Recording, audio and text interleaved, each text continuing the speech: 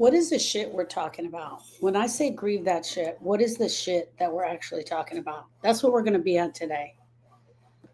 Um, One of the things that I think that I want to share more than anybody is that I put grieve that shit because it has a story behind it. That's number one. It has a story behind it.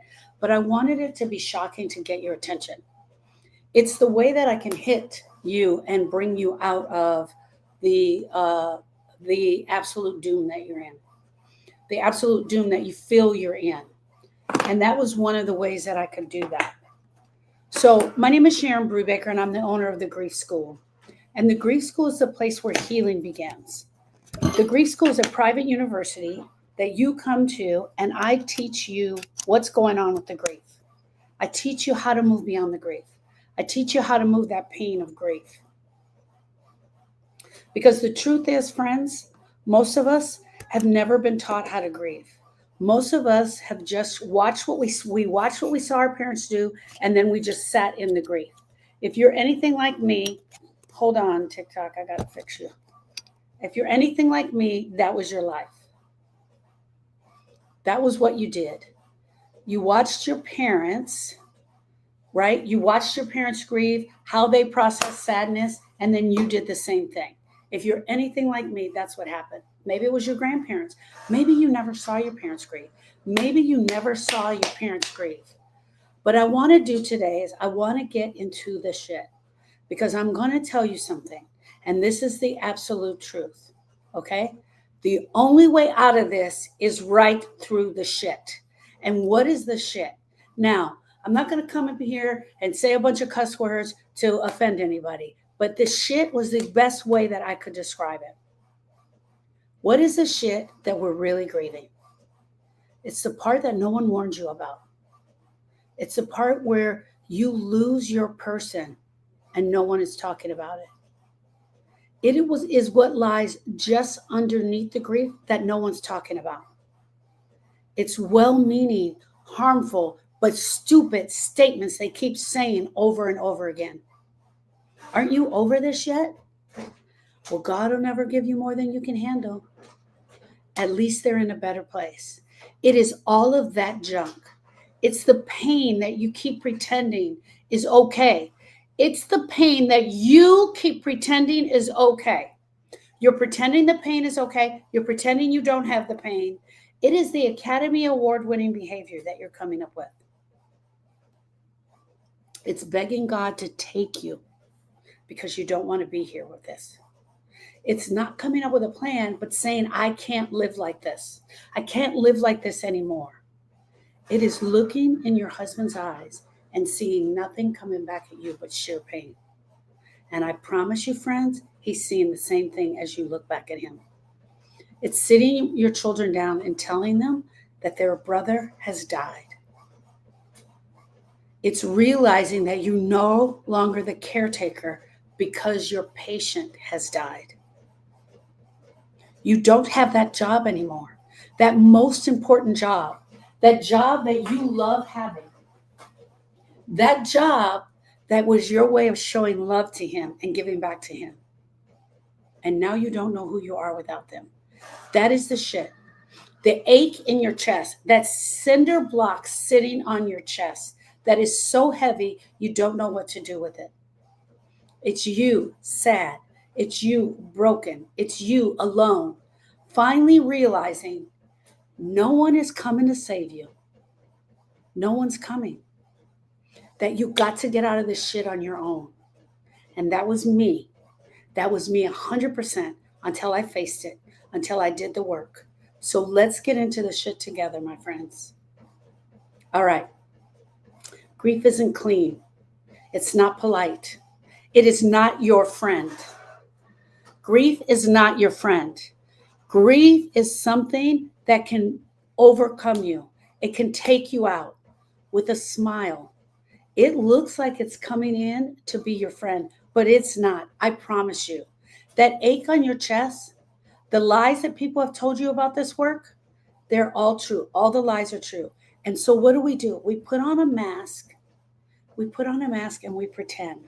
We put on the mask of pretending. And that's where the grief is. And that's what I want to help you take off. All right, friends, let's get into the shit. You and I get into the shit. Welcome, everyone. What I want to talk about is the shit that no one warned you about. So I just went through the list of what the shit actually is. Hey, Miss Debbie. I just went through the list of what shit actually is. And now I'm going to teach a lesson on it. All right? Everyone tells you that grief is about losing your person. But that's just the surface. Losing your person is just the beginning. And for most of us, we made it through that first part. We made it through week 1. Actually, week 1 might have been the diagnosis, right? We made it through week 1. And then we made it to some kind of way, we made it through week 12.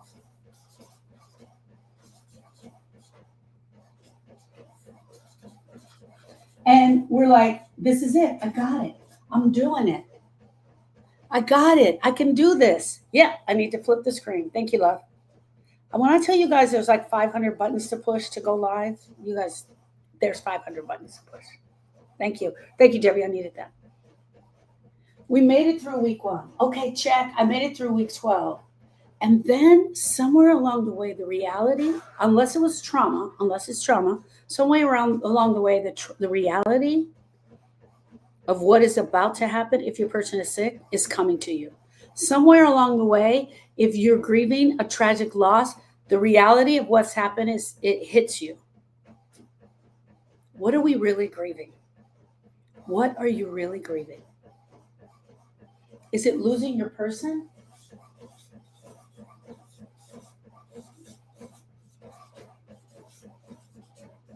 Is it the heartache? Is it the emotions? Is it the thought? Or is it the other people and their comments? Right?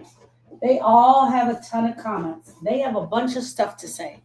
And all of this together becomes the shit. All of this together becomes the shit that we're grieving. It's the part of yourself you didn't even know where you were tied to them at. It lies to you. Grief lies to you.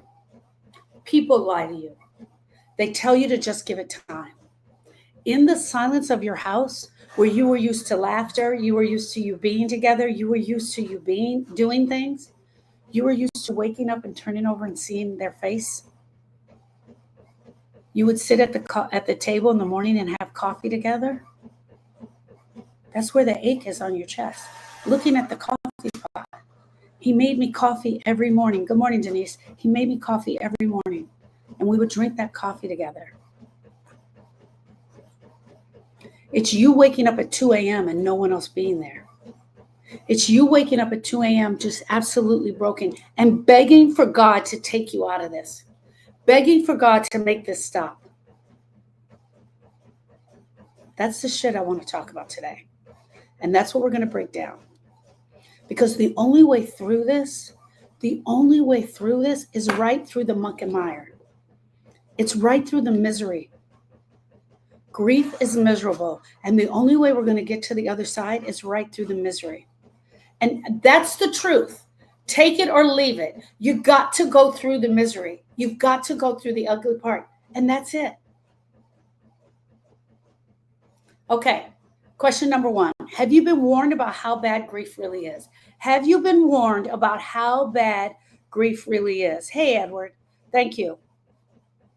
Have you been warned about how it really feels? Did someone give you a booklet that said, this is grief? Look at my grief book. You know what? I just pulled this up, and most of the people are giving us this. Look at this. It's got flowers on it. It's pretty. It's got a green man. This is what we're getting from most people. We're getting the flowery shit. Like, this is what grief is. And that's not what it is. It's ugly. It's dark. It's heavy. It is beyond the pain that we ever thought we could carry. Did someone tell you how bad it was going to be? Or are you just having to experience it? Linda said, no. Mel says, I feel guilty daily. Mel, I'm going to teach my lesson. And if you please stay in, I'd like to help you with guilt, my love. I'd like to help you with guilt. Rachel says, unfortunately not. Denise says, not until I found you. Edward says, no. What is the one thing about grief that has shocked you the most when it hit you? What's the one thing about grief that has shocked you the most when it hit you? One of the things that has shocked me the most is how deep you can go. How deep you can go. Debbie Decker says no. No one gave her the information on grief. What is the one thing about grief that has shocked you the most? Okay, I guess this is the shock. The shock to me was that that there was no dang books. There was no information. There were no instructions. There was no step-by-step instructions on how to do it until now. I wrote the instructions, guys. I cracked the code on it. I'm not kidding. I didn't just do it on my own. I give credit to everybody. I pulled from this one. I pulled from this one. I pulled from this one. I got certified in multiple programs and am still getting certified. Currently in a program right now, right? Looking up a second program right now. Constantly want to see what's out there, what's changing, because we're constantly discovering things on grief. We are. The 5 stages is not a way to go. Forget that your person existed. Freud, not a way to go. Sorry, not helpful to me. Okay. This week in study hall, this past week in study hall, we got on to what a brain dump really is. And it was a beautiful moment. I'm actively grieving right now. I'm not going to share it on here because it'll be in the ethers forever, but I share it in my private groups. I'm actively grieving right now the loss of something. And one of the girls in the group asked me about, Sandra to be exact, about doing a brain dump. And I did a brain dump live. I just pulled my paper up and I did a brain dump right in front of them. And it was so impactful for me. It took me from the being strong right into the grief right in front of them. I am a grief specialist, Heidi, and I teach women how to grieve. I walk with women as they're grieving. Debbie says it was amazing. So I did that. I had full discovery for myself. I kid you not, had full discovery for myself. So this Wednesday at 10 a.m., I'm going to confirm that. This Wednesday at 10 a.m. is the grief school. 2 things I'm going to be talking about in the grief school on Wednesday. I want you guys to know. I'm going to do the dump. We're all going to do a dump live together. We're all doing a dump live. I'm going to teach how to do a dump live. And I want to work through some dumps you may have done during the week, but we're going to get into the shit. My name is Sharon Brubaker. I'm the owner of the Grief School. If you want to join Grief Study Hall, you click the link up there that says, click here for hope. You click the link up there that says, click here for hope. There you will find everything you need about me. How to get into study hall, how to get in lecture hall, how to join the Grief School, how to get on my email list. Listen, I'm going to be talking about something in a little bit, but I recently wrote an ebook called That Grief Shit. And that grief shit, if you download that grief shit, you'll be signed up on my email and you'll be getting my email. One of the things that I'm bringing out starting this Sunday is just a grief thought. It's going to be an email coming out every Sunday. If you've downloaded anything from me before, you're good. Don't worry. Also, to all my loves, if you do not sign up for Lecture Hall, you cannot get in. It is not a link that is just available to you. You have to sign up for Lecture Hall. The Lecture Hall is up there. So that was just some housekeeping. This Wednesday at 10 a.m., I'm coaching you through the shit. I'm going to coach you through the shit. Okay, let's go back a little bit. What is the shit we're really grieving? It's losing your best friend. It is losing your best friend. The one you laughed with. The one who knew your secrets. The one who would hold you when you were having a hard time. The one who realized how bad you were doing today. They could hear it in your voice. They knew. The one that you're holding the memories for. The one who also held the same memories as you. It's losing your mom. It's losing your dad. It's losing your grandparents. It's having that anchor. I just talked about you, Sandra. Good morning. It was your cheerleader, your safe space. The shit is losing your child and being forced to walk through the unthinkable. The shit is keep living without them here. It's the keep living and the thought, I can't do this. I can't do this. It's sitting your children down and watching their faces. It's putting them to bed every night and know that they're absolutely broken. It's you trying to pretend. It's you trying to pretend like you're not grieving, especially in front of your children. That's the shit, friends. That's the shit. Okay. Who was your person and what role did they hold in your life? Who was your person and what role did they hold in your life? Was it your mom? Was it your dad? Was it your best friend? I have 4, but I'll share one. My best friend, Sharon. Sharon was my best friend. I lost my best friend. That's who I lost. Hey, Paula. Who was your person and what did you lose? Who was your best friend and what did you lose? Holly says, I am nobody now and I have no kids. My heart to yours, Miss Holly. Miss Holly, who did you lose? Who was that person? Liz said, my daughter. You can put their first name. Becky says, Ashton, my 23-year-old son. My Aggie says, my husband. My husband. Hey, Paula, good morning. Paula says, my awesome son, my handsome son, Austin. Who did you lose? Ian was my best friend. Sharon was my best friend. Who did we lose? My 17-year-old son, 4 months ago. Denise says, my husband. Denise, what is his first name? My husband after 44 years, and I have no family support. My heart to yours, my love. Thank you for being here. My forever 29. Good morning. Hey. My soulmate and husband, Dean. My bestie, Cheryl. My daughter, Summer. Chrissy said good morning. My sister, Kathy. My hubby, Dennis. Hey, Denise. My 32-year-old daughter to cancer 2 years ago. Hey, Yia. My forever 29. It's me, Hawaii. Oh, you changed your name? Ian, right? Your son is Ian.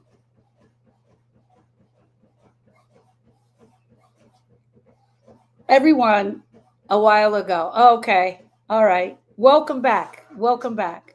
My mom lost.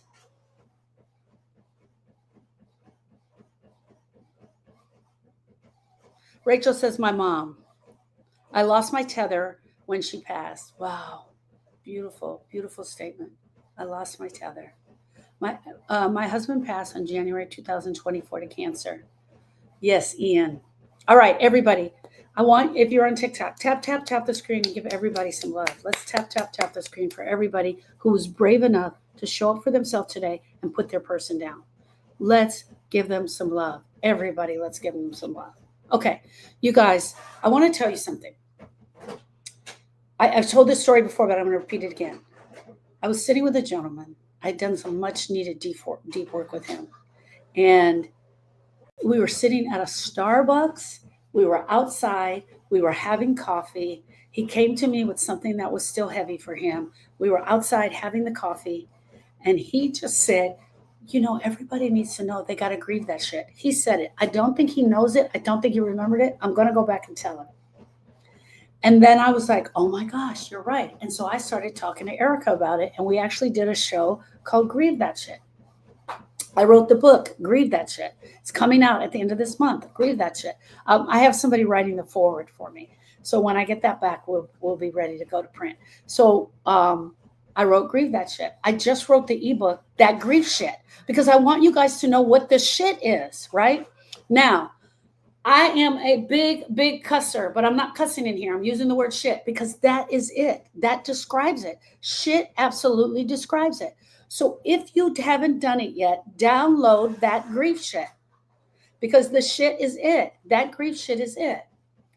And it's not just the loss itself.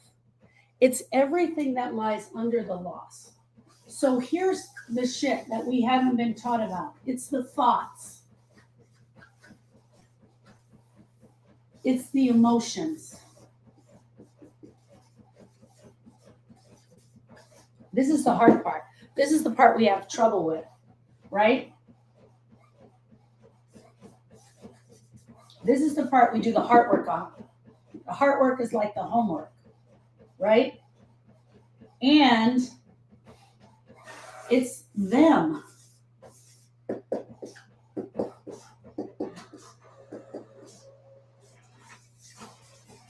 It's them, their sayings, the things they say, the things they do, the things that we didn't know. It's the book that we didn't have.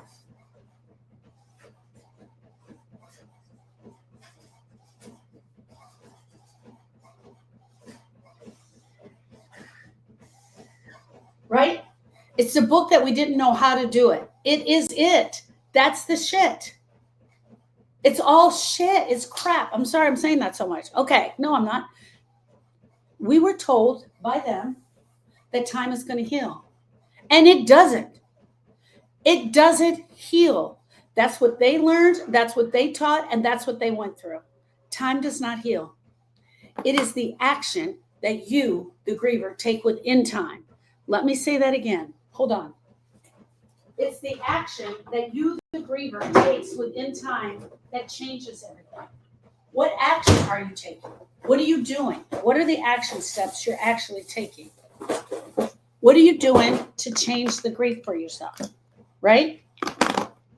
What action steps are you taking? That's number one. They tell you it's action. No, I'm sorry. They tell you it's time.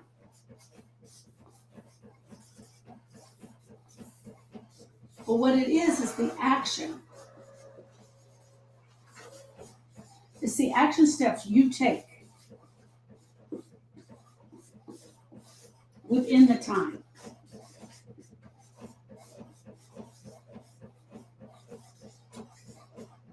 What is an action?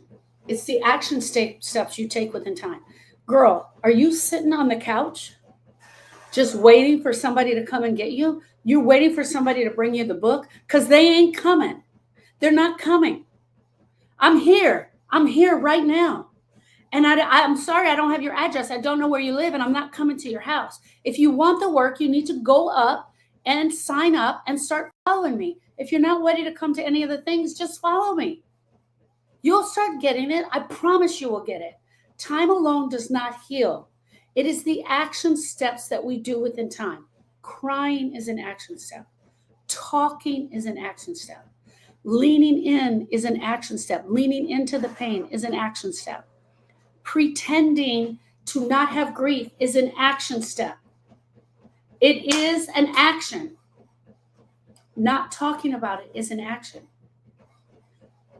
Walking around like everything is okay is an action.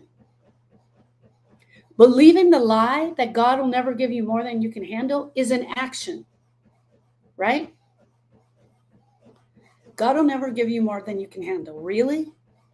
Because right now, it feels like I have more than I can handle. I can't breathe. I can't talk. I can't do this. Here's another one that they tell you. At least he's in a better place. Don't freaking tell me she's in a better place. Because you know where her better place is? Her better place is with me. Sharon's better place was with me, where we were laughing, where we were talking, and where we were telling stories. It's the actions that you do within time that make a difference. And this is what I teach. I teach the action steps. I teach the action steps that'll move you beyond the pain. Miss Debbie was in lecture hall this week, and she said, I'm going to tell you guys, it's hard. It's hard. But here's the deal. So is grieving. Grieving is hard too. Which heart are you going to pick?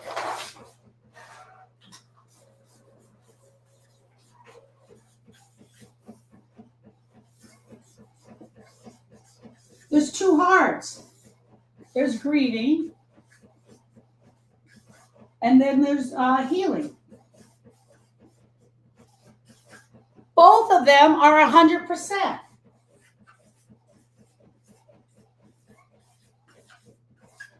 Which one are you going to pick? They're both 100%.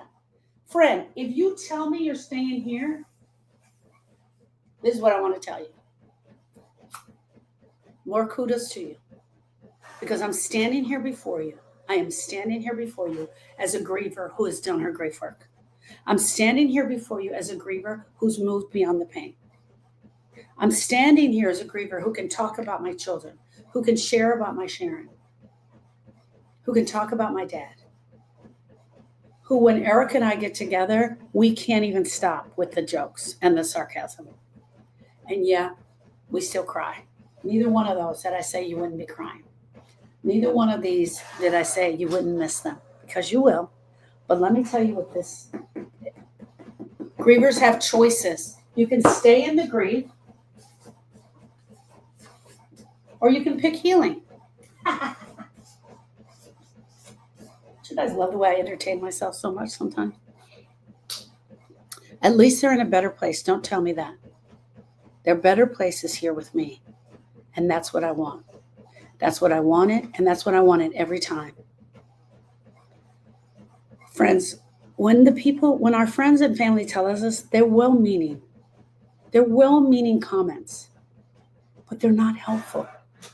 They're not helpful. They're not helpful when they tell us these things. Tell me something that someone has said to you that really is like blowing your mind. Give me a comment that someone has said to you that you don't think you're going to be able to move past, or that you think you're going to remember for the rest of your life. You should have been over this already. Grievers have choices. Yes, Denise, we do. We have choices. What is one of the well-meaning comments that you have heard that has just sat on your heart? What is something that someone has said to you that has just sat on your heart? Sandra says, I've been emotional shitball all week, and I'm just working on letting the emotions come. What's a comment? Don't you have someone that can replace him? Suzanne, don't you have someone that can replace him? Well, aren't there plenty of fish in the sea? There's plenty of fish in the sea. They had a good, long life. Thank God you had her for so long. That's Miss Christie. Thank God you had her so long. Flower Girl says, I hate when they say that he's in a better place.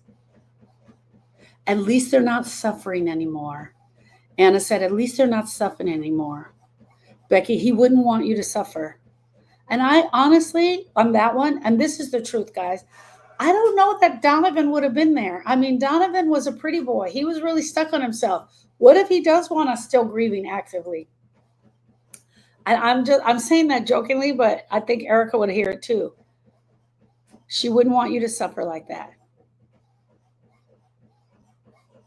Paula, she said, someone told her it's crazy what God does when your faith wavers. Ooh, throat punch. Sorry, guys.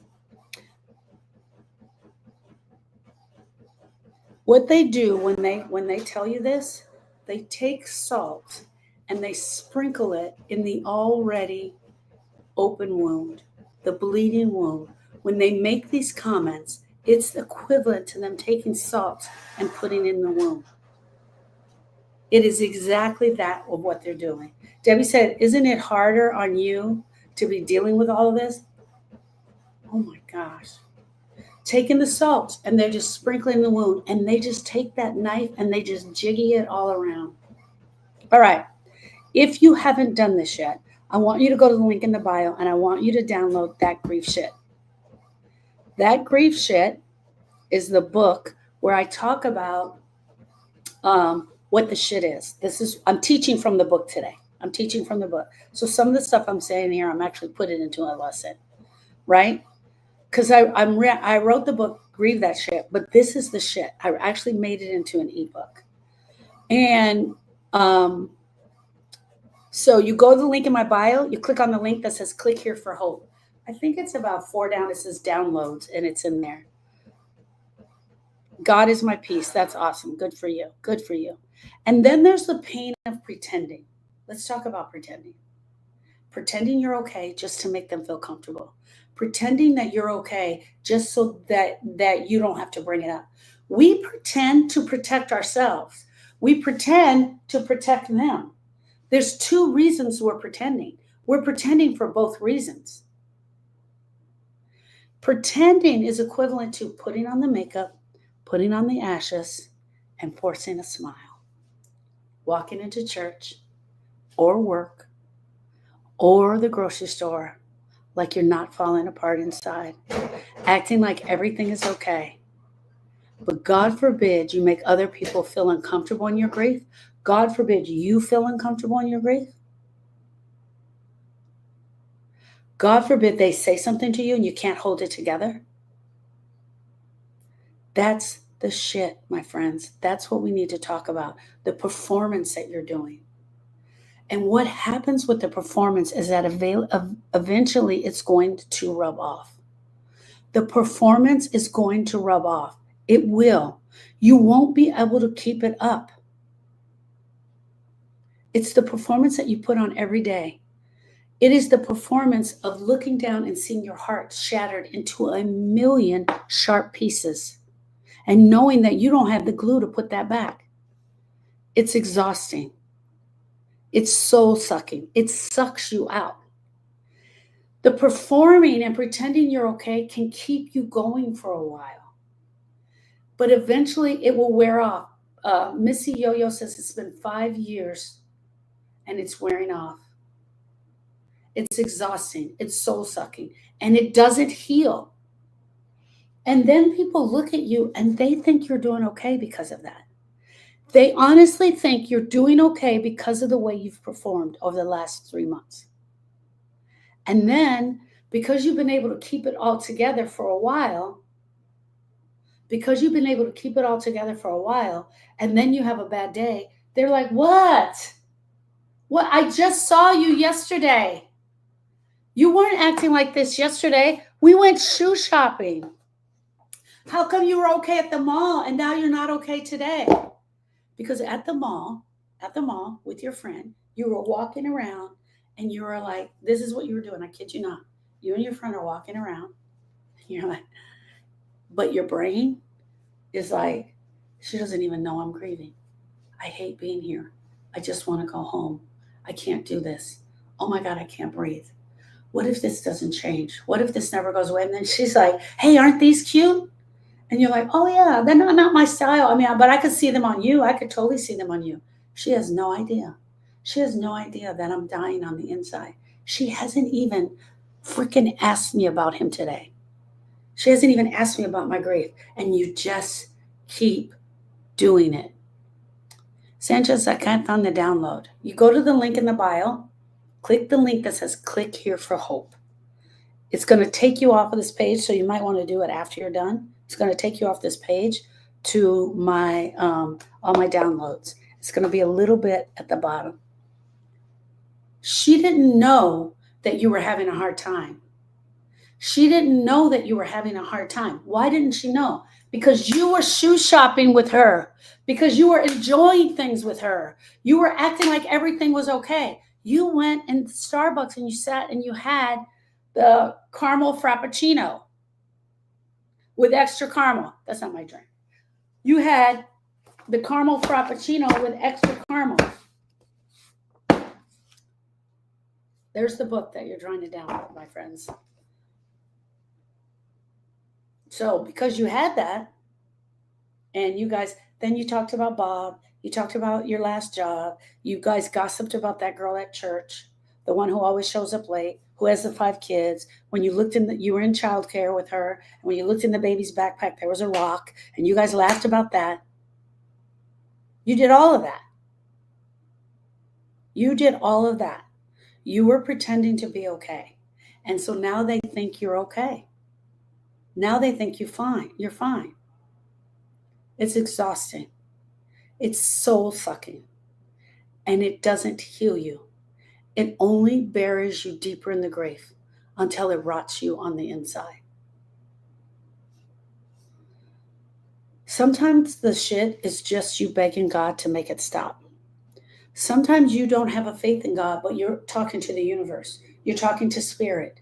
You're talking to anyone who will listen. You're talking to the universe. You're asking anyone out there who can do this to make you feel better. The shit is the moment when your life feels so unbearable, you don't know how you're going to make it out of this one more day. Friends, what I'm telling you about, what this list is what I went through. This is what I went through. Debbie's right. It's so exhausting. It's the moment when life feels unbearable and you don't know if you're going to make it out. And no one is talking about it either. They do in the beginning. In the beginning, they talk about it. In the beginning, they talk about it. Most of us who are pretending are choosing staying in the grieving. Grievers have choices. Staying in the grieving is one of the choices we're taking. Here's the truth. Many of you have lived in this for years. Many of you have lived in it for years because you couldn't find the door. You couldn't find the door out. Oh my gosh, Suzanne, we needed that post. I needed that post. I'm gonna put it up. You couldn't find the door out. Miss Suzanne and I were talking about this the other day. You have a lot of doors you can go through. This is a door. You can go through one of these doors, but you couldn't find the door.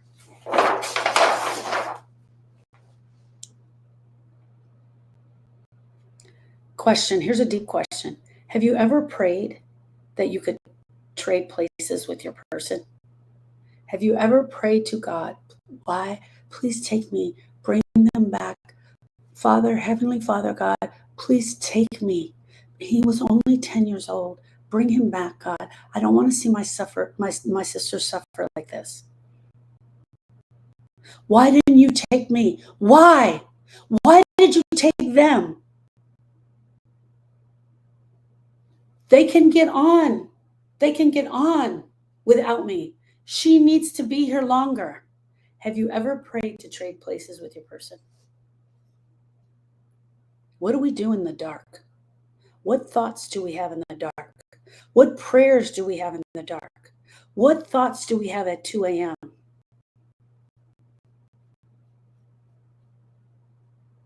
Miss Jojo says, I pray to be with him all the time. Yes. Okay. This Wednesday at 10 a.m. is Grief Study Hall. This Wednesday at 10 a.m. is Grief Study Hall. We are going to do part 2 of dumping. We're going to talk about dumping. We're going to go deeper in dumping. Then we're going to do more of the shit. We're going to go a little bit deeper and in the shit. And what does that mean? That means if anybody wants to be coached about their shit that they're struggling with, that's the place to come. Here, I'm teaching here, right? I'm just teaching here. I'm teaching you about grief. But if you absolutely want to be coached about the shit, where you're struggling, where you're having a hard time, where your kids are having a hard time, where your husband's having a hard time, click the link in the bio and click the link that says click here for hope and sign up for the grief school. Yeah, and there you'll find the Grief Study Hall. Flaw Girl says, I scream at God all the time. Good for you, my love. Have those conversations. It's absolutely okay to have those conversations. It's okay. God has big shoulders. He can handle it. He absolutely can handle it. Okay. The shit shows up in your marriage too.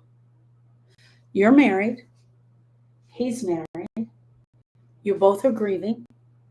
Fur baby, child, grandparent, parent. 100%. The grief is looking at your husband's face and seeing nothing but grief pain staring back at you. And he tries to pretend like it's okay. He tries to pretend that it's okay. But those eyes tell the story. Looking at your child because your husband has passed away. Those eyes are telling the story.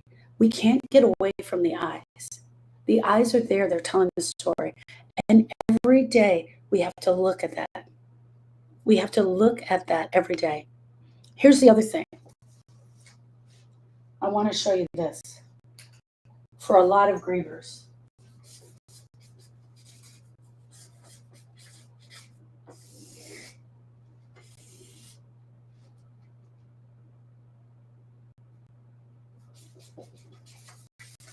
I'm sorry. I should have wrote this. His grief and her grief. Both grieving. We're both grieving the same loss. Full of emotions.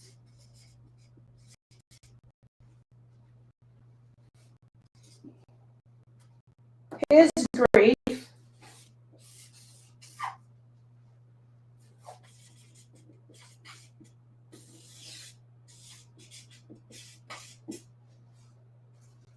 oh, that's going to help. We're both grieving a different way. She will cry. She talks. She moves. She comes to TikTok lives. She goes to Grief Study Hall. She's doing all the things. He does that.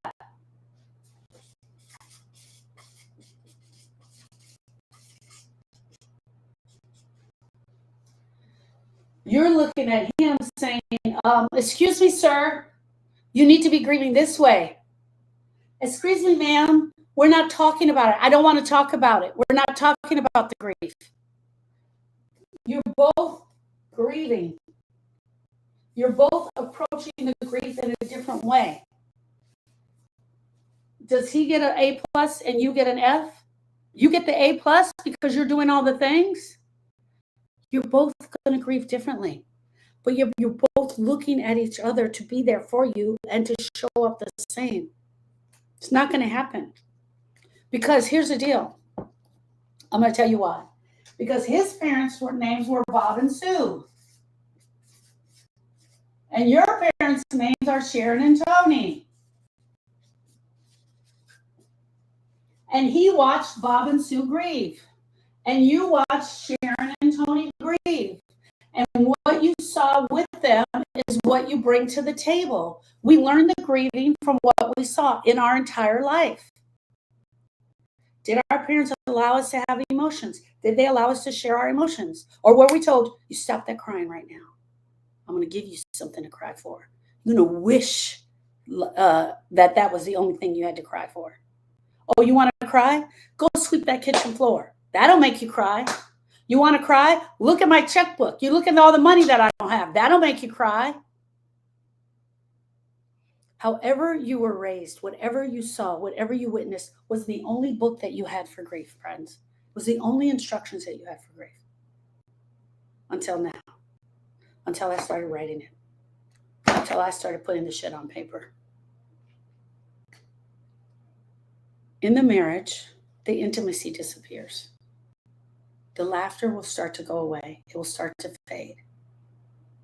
You're both drowning in your own separate oceans of grief. It's harder to reach each other.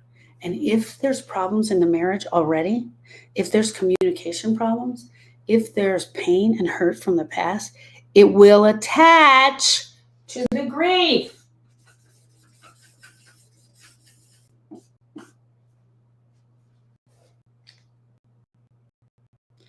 You start to talk about your relationship with your child based on your relationship with your child.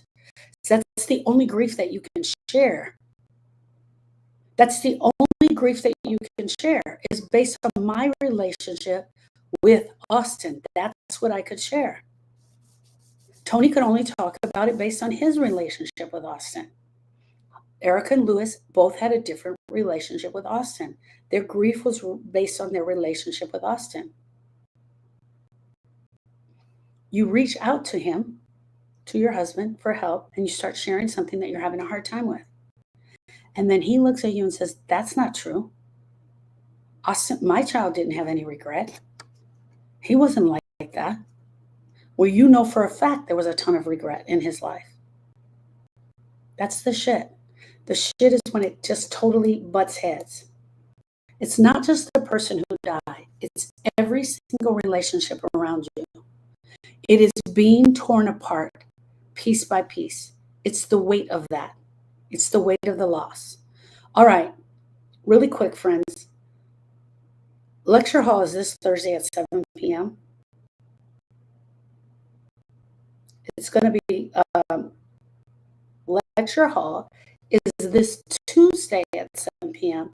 and there's going to be an encore Thursday at 7 p.m. So I'm going to be on twice this week, Tuesday and Thursday, both at 7 p.m. Here's the deal.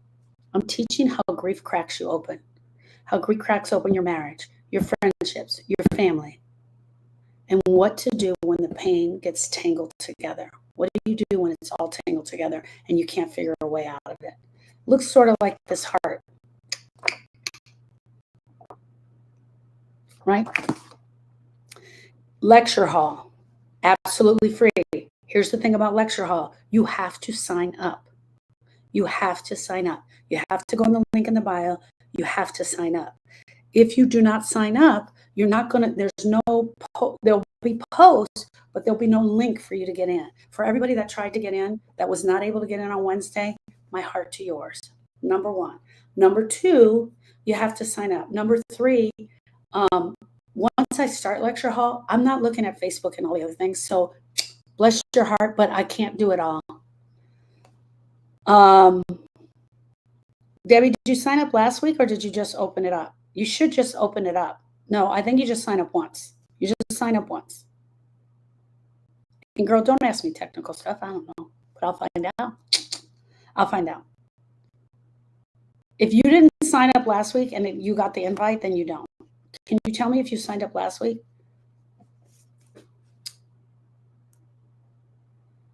Okay. You signed up last week. Okay, I'll find out. Thank you. If you're a parent, so you're doing the marriage, you're already having trouble in the marriage, but you still got 3 little kiddos, your shit just doubled. Your grief shit just doubled because you're grieving and you're trying to hold your children all together. You and your husband are trying to hold it together. You're trying to figure out how to do this. You have 3 littles. You lost your oldest little. You guys are struggling in that part. Or grandma died, and grandma was a big part of the children's lives, and grandma and husband were best friends. This happens. Thank you, Debbie. Thank you, Debbie. You're trying to cook dinner. You're screaming on the inside. Everybody's asking you questions. They're all pulling on you. They're asking you questions that you don't have the answer to. All of this crap is going on at the same time. And then you start tucking them in at night. You go back to tucking them in because you can't tuck her in anymore because she's gone. And that's the shit. It's all of that mixed together. Nobody told you about that. Nobody told you about that part. They didn't tell you how hard it was really going to be. If you're a parent, I have a question. I'm sorry. If you're a parent, how do you hold your children when they feel like they're collapsing? How do you help your children up? How do you hold them up? How do you hold them emotionally? How do you hold them physically? When they feel like they're falling apart, what do you do? Becky says, I say, I love you and a lot more. Becky says, if you didn't get the email the day before, then you need to sign up again. Thank you, Miss Becky.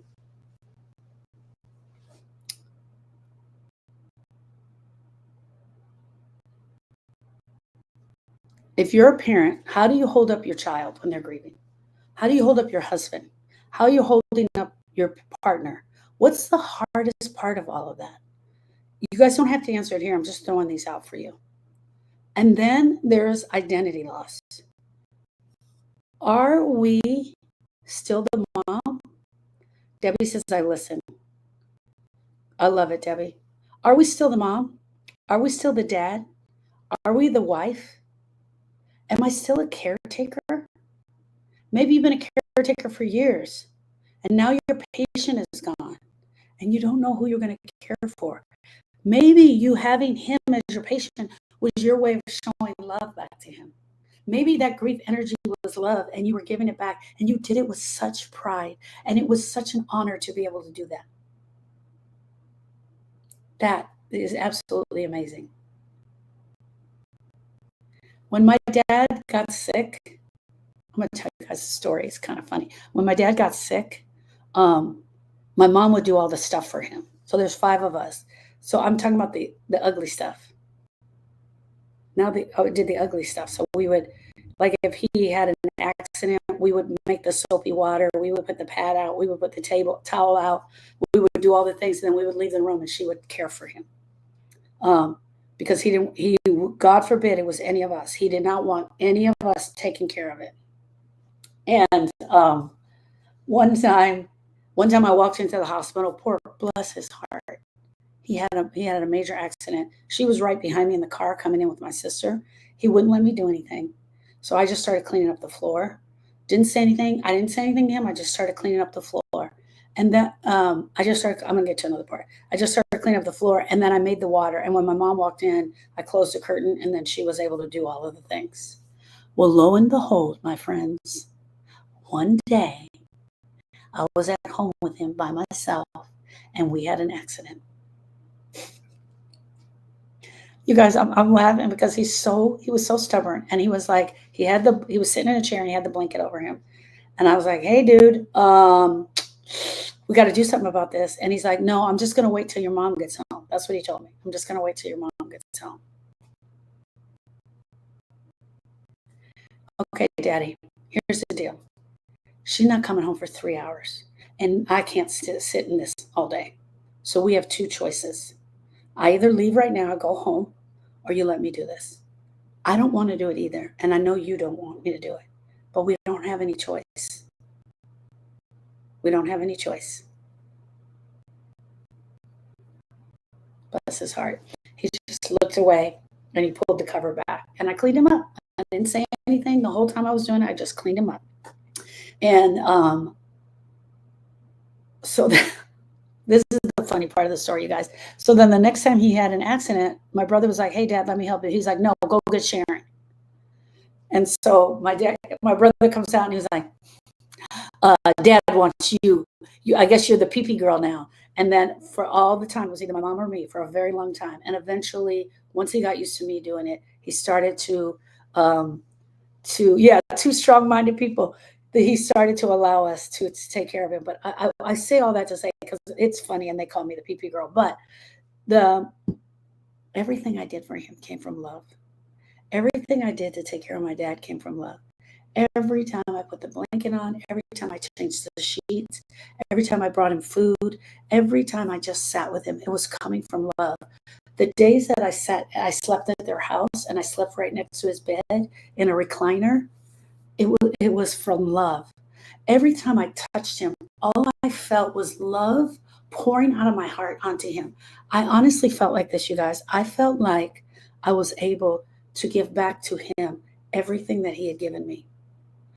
All of the love and care he had given me throughout my entire life, all of the providing he did for me, it was pouring out of me onto him. It was the most amazing experience. It was the most amazing experience. So think about that, my loves. Think about that. And then your patient dies. Because he's your patient. At that time, when you're the caretaker, he's the patient. And you're loving him and you're kissing him and you're seeing him in a different way. And he's absolutely your patient. And then he dies. And you no longer have a patient. And you have nowhere to place this love that you have. Where do you put it now? Well, it comes back into you. It rolls back into you. And now it touches all the other emotions. And it makes a pile of shit. There you go. That's the shit. Maybe you're the caretaker. Maybe you were the caretaker for years. Maybe your patient is gone now and you don't know who you are.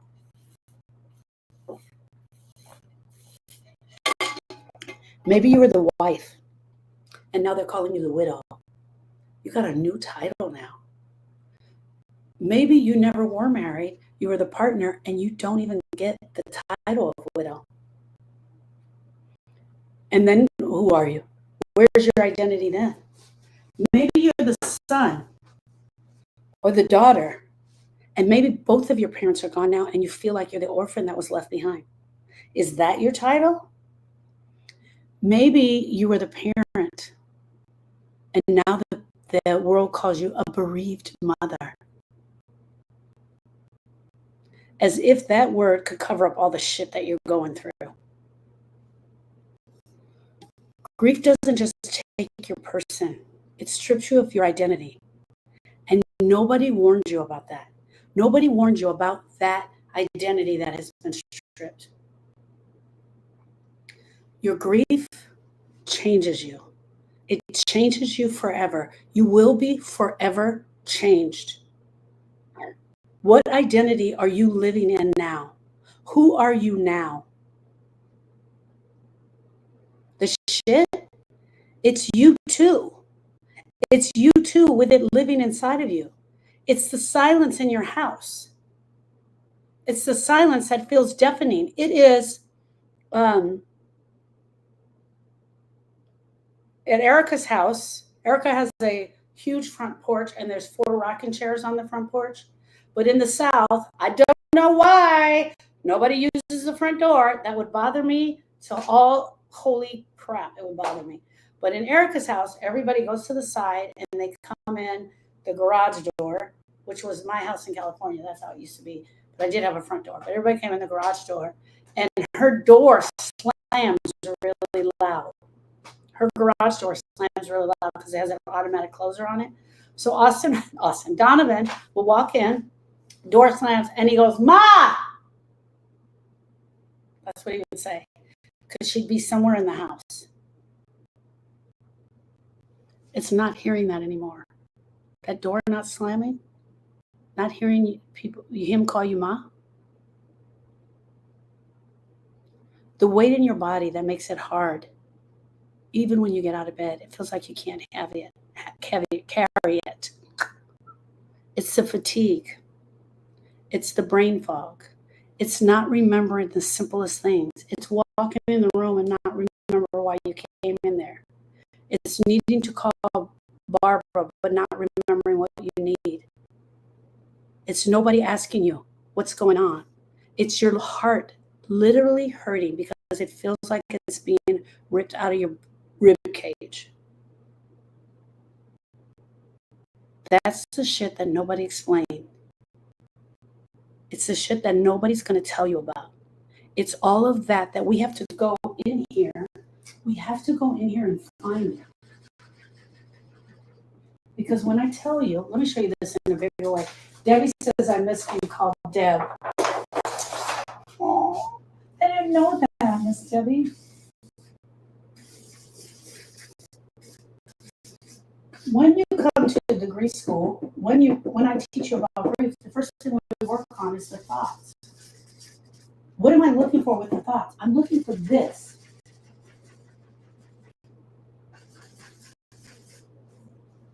Because you have this, you have other loss, number 1, loss number 2, loss number 3, loss number 4. You have all the other losses that are now attaching to the loss. So a lot of times you don't even realize you have these other losses that have now attached to your current loss. But for most of us, I want you guys to hear this. There is something in there that's holding us back. I'm looking for this. I want to help you find this thing. This thing. And for each one of these, there's one of those. It's an aha moment when you see it. You find it. I help you. Together, we get down into the shit. So bring your boots, guys, because you need some big, tall boots. You're probably going to need a rain jacket. And you definitely need gloves. That's the outfit you're going to wear to look at this shit. And I'm looking for this. I guess I can make it like this, right? I guess I can make it like this. Ha! That's what we're looking for. So when we get down in there, what is this? This is a thought. It's the thing that's holding you back.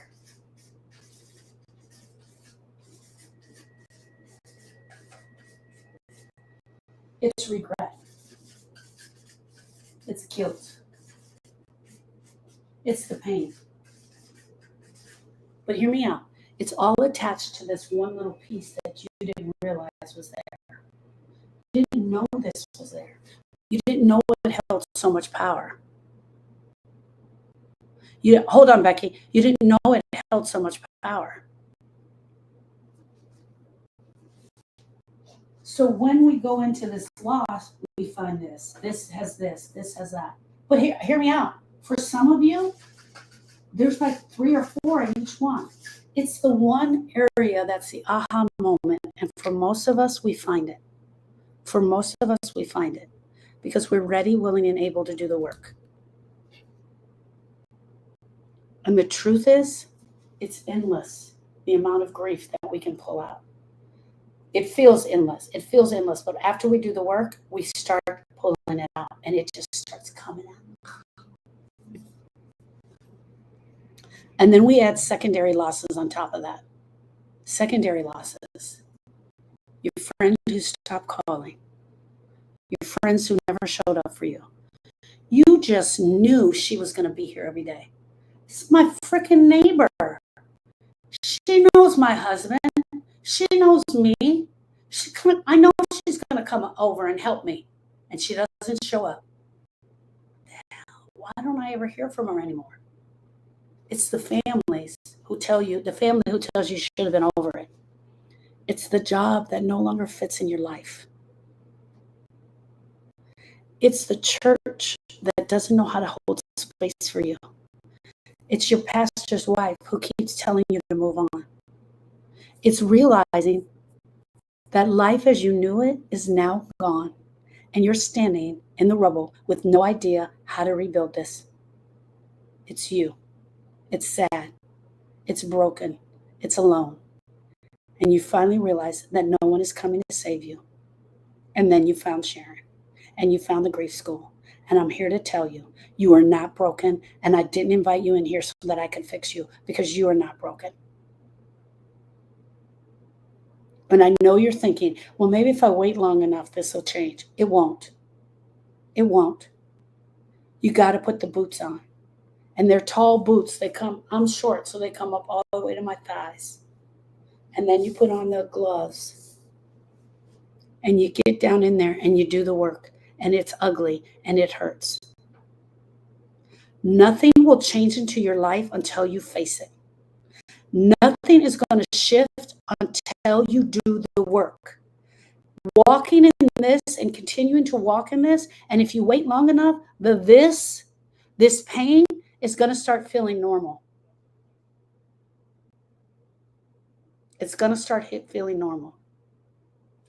Hang out with me in the grief school, guys. This is the place where I want to help you.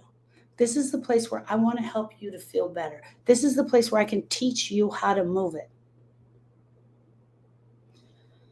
That's why I created that grief shed.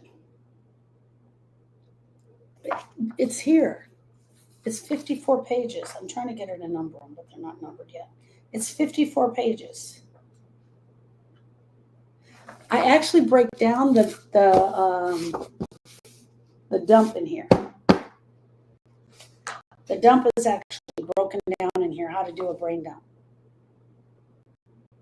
I'm just going to open this page. I'm going to read from here. Just one little section.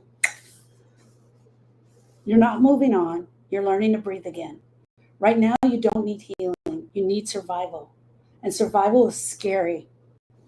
Every breath you take is an act of rebellion against the world that wants you to get over it. I'm here to help you take the next breath. That's it. And that's where we begin. Let's see what the next breath is. What grief feels like in your body. And then I break down what it feels like in your body. You can't breathe. You can't sleep. You forget everything. You feel like you're watching yourself from the outside of your body. It's an out-of-body experience, let me tell you. Your appetite is gone, or you're eating everything in sight. You're tired. Your bone deep down is tired. Your bones deep down are tired. You're crying 1 minute, and then you're numb the next. Your body hurts, but the world doesn't see this. They don't see this as all the stuff that's going on inside of you. They don't see it because you're walking out with your eyelashes on. You have lipstick on. Damn, girl, you got dressed today. Anyway. Get the book, you guys. Click the link up here and get the That Grief shit where I break it down. Okay. Here's where I am. I teach and give you the tools. I teach you step by step how to walk through the shit without being swallowed up by it. This week in Grief Lecture Hall, we built this exact truth. And here's the title of today, and I'm carrying it on to, this is the title for this week in Grief Lecture Hall. The only way out is through, and the only way through is through the shit. You need to heal this. You need to know how to survive this. Don't miss Grief Study Hall. I'm sorry, lecture or Grief Study Hall. Let me put that down for you.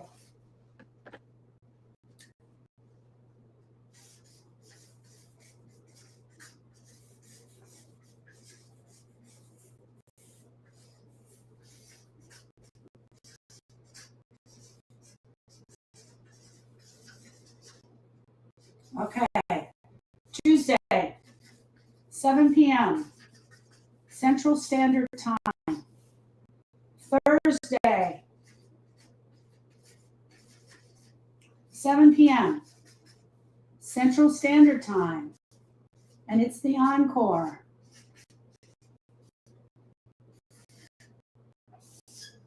It's where I'm going to go into how to walk through the shit. That's where I'm going to be. Wednesday, study hall,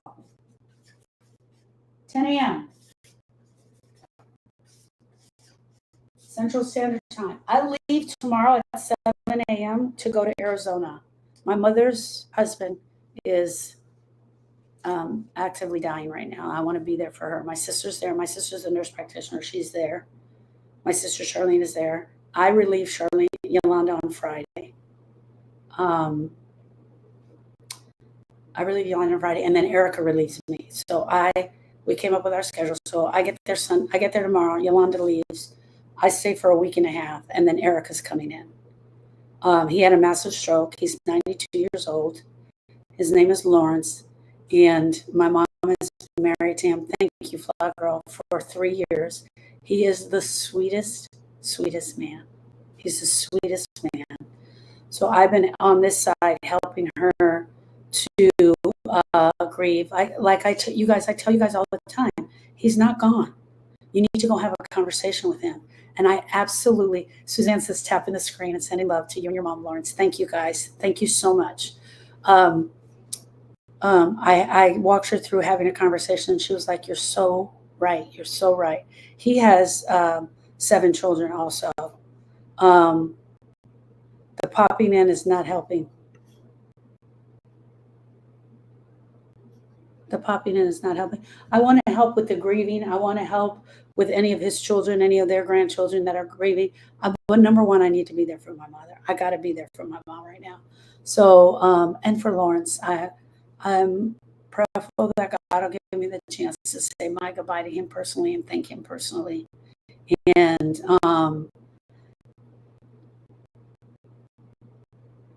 this is no pain, no negative, but he's my mother's husband. He's a family friend. He's been there for years. That's her husband.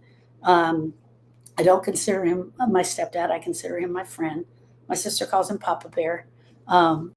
He and my husband, Tony, have made a really amazing friendship. They're really good friends, but unfortunately, Tony can't leave yet. He will hopefully be able to leave in a couple of days. But I will be in Arizona, and I absolutely am working. I'm going to be working from their home. So I will show up. I will give you guys updates of where it's going. It hit me Friday night. I did a big cry on Friday night.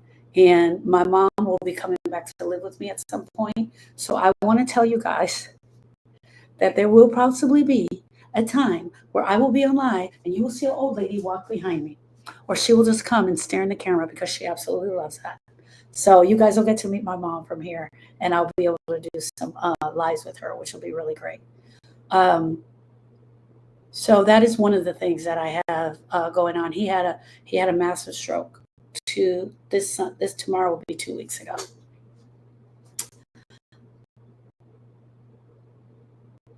Sometimes I'm going off my notes, you guys. Sometimes when I'm in a grieving experience like I am right now, I do try to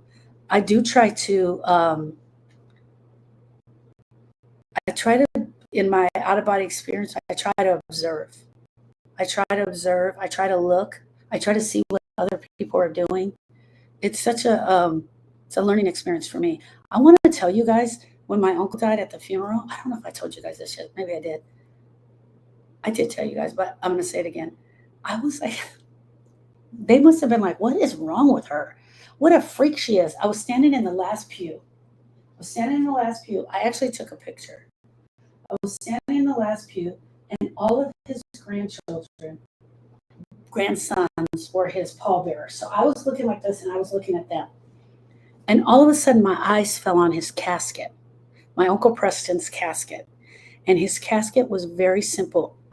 If I had to guess, I would have said it was cardboard. If I had to guess, I would have said it was cardboard, but it was wrapped in a light blue felt. It was so simple. It was very simple. It had handles on the outside, but it was like you could look at the quality was like simple. And I loved it because my uncle was not flashy at all. He was the simplest person, and he lived his life for God, and everything he did was about God. And he absolutely said he was not going to stop. He was not taking off his workbooks until God called him home. And that was his life. Okay. That was my Uncle Preston's life. And I was looking at them, and one grandson who he raised as his own was bawling. Another one standing across from him is an officer in the Navy, standing in his Navy uniform, bawling, crying. And I'm looking back at that, and there was just beauty in it for me. What the thought that came through my head, I had a thought, and that was, wow, Uncle Preston is getting the exact service that he would have wanted. It was simple and beautiful, and there was music. And his daughter stood up, and she shared. She did a talk on forgiveness, some work that she and he had gone through. She did a talk on forgiveness. He would have loved that. What I was saying is that in the service and in his celebration of life, he was getting what he wanted. He was getting what he wanted. And to me, there was beauty in that. That was for me. I did freak out because I was like, oh my God, they're probably like, why is she smiling? She had a funeral and she's smiling. So, yeah. Do you guys want the step-by-step tools for facing grief instead of drowning in it? Will you commit to showing up? Will you commit to showing up for yourself? Will you commit to showing up for your kids? Will you come here, come and sit with me and allow me to teach you and walk you through it? These are all the ways that we can do it. And all of these are leading to one major event. And that event is September 25th through the 28th. It is the Forever Change Weekend Intensive. It is where we are going to come together, and do our grief work. We're going to come together and do our grief work here in Dallas. We're going to sit together. We are going to cry. We are going to examine. We're going to look in our heart. You do not have to carry this for the rest of your life. What I'm promising you and what I'm telling you is that the pain can end. We need a hazmat suit. I just described it. The pain of grief can end. The missing them will probably stay for a little longer, and the intensity of missing them will go down, but it will never go away completely. But the pain is what I'm going after. The pain and missing them are two different things. And for most of us in society, we put it together and we think it's one. This grief does not have to be permanent. Girl, are you coming? Are you ready? Because I'm ready. I'm ready. Erica's ready. We've been doing this shit for 18 years, and now we're ready to show you how to do it. And you don't have to even believe. You just have to be there for yourself. Becky says, I know the weekend will be hard, but I'm looking forward to it. Yes, Miss Becky. So honored you're going to be there. Let's call this what it is. It is grief, and it is the shit. And we get through it together. We get through it together. Come to the Forever Changed weekend. Debbie says, I've learned so much from Sharon. She may talk about shit, but she's not full of it. Oh my God, I'm screenshotting that. I'm going to put that in my book. I'm putting that in my book. Thank you, my love. Oh my gosh, she may talk about shit, but she's not full of it. And then I got yours too. Monette says we need a hazmat suit.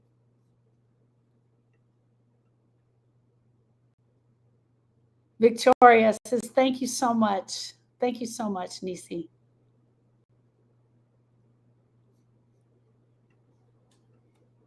That was funny. Wasn't that funny? Going on 7 months at the end of this month, and I'm really hoping to be able to come. I would love for you to be there. I would love to give you a hug in person. I would love to give you the much needed hug. Absolutely. Absolutely. I would love to give you the much needed hug. And here is where we're really going to take the biggest step together. I'm honored that you guys are going to get to meet Erica. You know what I'm going to try to do in the next... Erica and I are going to cross paths in Arizona. When we get together in Arizona, I'm going to arrange for us to do a live together so you guys can see her. We'll do some work together so you guys can meet her and we can talk about the weekend.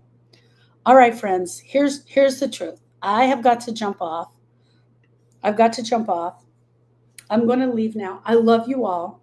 I'm so glad that you guys were here. This was fun. I really had a good time. And I didn't chew any gum. And I don't know where all this came out. The shit just started coming out. It's probably because I love this. And I love this tone that I'm speaking in. I'm babysitting the twins today because they have an open house. And I'm taking the twins to the water park. So out here in Texas, they have a lot of, everywhere they have these, they just open up in the inside of the communities, they open up water parks. And it's just a little pad. It's a water pad. And a little pad where water's coming out of the ground. And there's a little tiny slide. And I'm going to take their lunch and I'm going over there. Because when I babysit them on the weekends, I like to go somewhere. Because if you have to stay in this house with two 3-year-olds, that's grieving. That's grieving, my friends. No joke. Oh, darling. Yeah. And you hear them say darling. And it's just so much fun. And Tony's going to go with me too. Gail Knight, 014, I'm so glad you're back. And yes, thank you all. Thank you. Someone said thank you. Thank you for helping me. You're very, very welcome. Come back and join us. Download that grief shit. It's up there. It's 54 pages. It's 54 pages. It doesn't stink. I promise you it doesn't stink. There's some shitty stuff in here, but it doesn't stink. I love you all. I'll see you later. Thank you.